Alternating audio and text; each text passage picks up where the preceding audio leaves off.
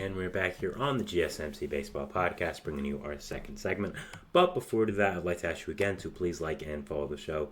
We do get a number of questions from viewers, so to ensure that your question does get read on the air, please use the link, gsmcpodcast.net. It really does help the show, and it really does mean a lot, so thank you so much for that. And let's get back into the show for today. All right, so we'll be talking about our second segment. Oops, sorry about that. That was my alarm for the last segment. Forgot to turn it off. We're going to our second segment, which is going to be talking about Realmuto and him undergoing knee surgery today and being out for a significant amount of time, it looks like. So yeah, let's get into it. So around an hour before my stream, I'd say, I got this notification that Realmuto would be out for a significant amount of time with really no timetable with a knee injury and will be undergoing surgery. Now, this came as a really big shock to me as I hadn't heard anything about a potential Realmuto injury. I mean, I just watched the Mets-Phillies series in London and Realmuto looked fine. Didn't really look to be ailing from anything. There was no report to that. So really came down as a little shocking and kind of out of nowhere. But I guess good props to the Phillies for being able to hide this for that long. That's a sign of a good organization, not letting these kind of serious things that should be kept in-house leak. So good job for them.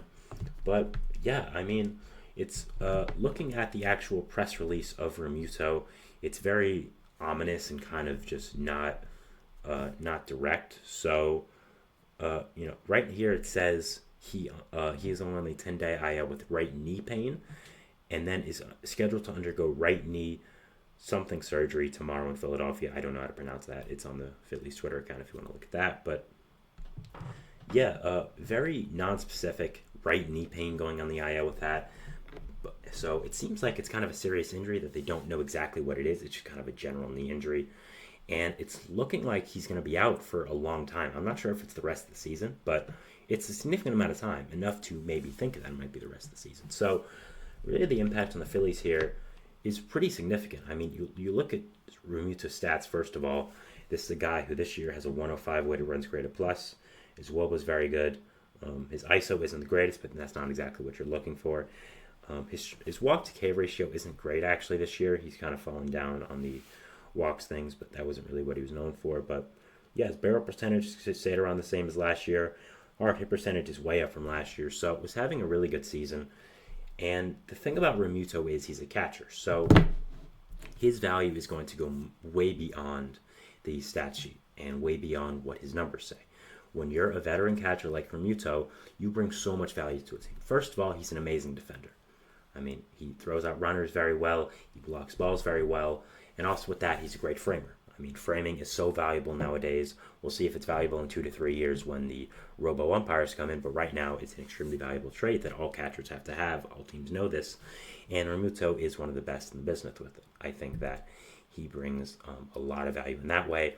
And also, knowing the pitching staff. That's something that I think is very underrated with catchers. They have such a rapport with these pitchers on the pitching staff. They know what to throw. They know, in this certain count, we like to throw this. When you put the fingers down, it might be a little bit of a code, so people aren't stealing our signs, but we know what it is. Having a pitcher-catcher rapport is such a valuable thing.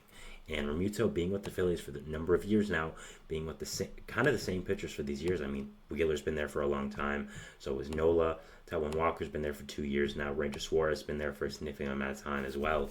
So he has a good amount of rapport with these pitchers. And also being a veteran that is so highly sought after, so highly sought after, I'm sure that pitchers love to throw to him, love to communicate with him, and losing that in the middle of the season is going to be a big blow. You're calling up Rafael Marchand. He's going to be splitting time with Garrett Stubbs at the catching position, I assume, and they should now try to learn this pitching staff much better than they did before. I'm sure Stubbs knew it very well, being the backup there for a number of years now, but Marchand is going to be interesting to see. And losing that type of leadership, losing that type of guy who has such a connection with your pitchers is a pretty significant blow in the middle of the season. Now, they could look to trade for a catcher at the deadline, maybe some like Elias Diaz of the Rockies. He's really the only big catching name out there in the deadline. I mean, the Mets just DFA'd Omar Narvaez, so he could that could be a potential fit for the Phillies, even though he's kind of regressed over the past few years. But it's going to be very interesting to see what the effect is on the Phillies here, losing a guy as significant as Realmuto in the middle of the season. I think he brings a lot of value that isn't on the stat sheet, and it's going to be a very interesting situation now to watch. Looking at the other Phillies injuries as well, you have, of course, Trey Turner, who's been on the injured list for a little while now with, I believe, a hamstring strain. Not sure when he'll be back, but that's another big-time injury for the Phillies. Brandon Marsh has been on the IL as well for a little while now. So these injuries are kind of stacking up slowly by slowly. You're having Edmundo Sosa play significant minutes at shortstop. You're having some, not great players by the outfield. So now with Realmuto being out, is your lineup going to take a hit? Are you going to be able to deal with that 7-8-9 being not the greatest? So it's going to be very, very interesting now to see what this Phillies lineup looks like, what this Phillies team look like without Realmuto, and how significantly they are impacted. I think this Phillies team has been so incredible this year. I mean, they really have been. I've ranked them as the best NL team in my power rankings last Friday.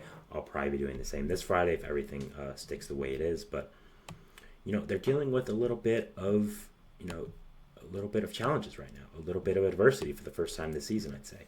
Your starting left fielder, starting shortstop, and starting catcher are all out right now. Your starting catcher out for a long time.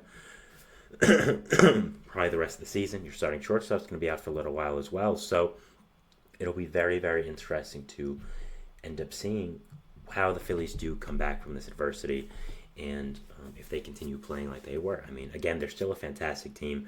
Mainly the pitching staff is the reason I have been so high on them. I mean, this pitching staff has been absolutely incredible. I've talked about it so much, but I'm going to keep talking about it. Aaron Nola, Zach Wheeler, Spencer Turnbull, Ranger Suarez, Christopher Sanchez, just so great. And yeah, this team's been absolutely incredible. And is your pitching staff now going to take a hit where you're not going to have Realmuto? You're not going to have one of the best framers in the league, one of the best defensive catchers in the league, one of the best game callers in the league. That'll be something I'm very much watching as we go for the rest of the season. And these are the things you have to look at when a catcher of Realmuto's caliber does get hurt, and a guy who is as respected in the league as Realmuto is. So again, this is all going to be stuff that I'm looking towards as the season keeps going on. And yeah, just really interested to keep up with it. Very interested to see what does happen with the Phillies. I mean, they have a very big stronghold on the NL East right now, but the Braves are the Braves. You can't really count them out. Are the Phillies, again, going to trade for someone at the deadline? Are they going to sign someone? Be very, very interested to end up seeing what does happen here, and I am really interested. Henry Avery in the comments, thank you for the comment. I appreciate it. If you have any questions you want me to answer in the comments, please let me know. I'll be happy to. But yeah, overall, very exciting to see what will happen with this Phillies team. And again, adversity for the first time really all year. Very excited to see how they do answer back from it, and excited to see how the team deals with it. Again, I think Realmuto, as I've said a few times now, is a player that provides so much more value than what you see. You have to watch these games, see how he does impact this game overall with the pitching staff, to see really how much he does give an impact. I think that's really the same with all catchers. We look at a guy like Martin Maldonado of the White Sox. Why was he the catcher for so long with the Astros, even though he was one of the worst hitters in baseball? Why did the White Sox sign him to a 2-year deal to make him their starting catcher?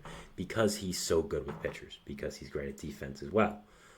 And, he might be a horrible hitter, and at some points you might be questioning why he's the starting catcher, but pitchers love him. And you look behind these numbers and you see why these catchers are so valuable. So overall, again, very interesting situation here now with JT Realmuto undergoing knee surgery. It'll be very, very interesting and intriguing to see how the Phillies do answer back from this, and just how the rest of their season goes. So yeah, I'll definitely be watching.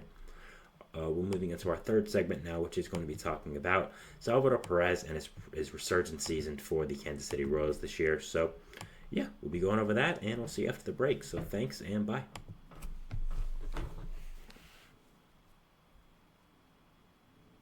For the best and latest podcasts available anywhere, go to the podcast app on your cell phone and type in GSMC to access free content-rich podcasts on health and wellness, book reviews, sports, entertainment, relationships, social media, movies, technology, finance, and even weird news. Subscribe and download the GSMC Podcast Network's family of shows, available everywhere podcasts are found.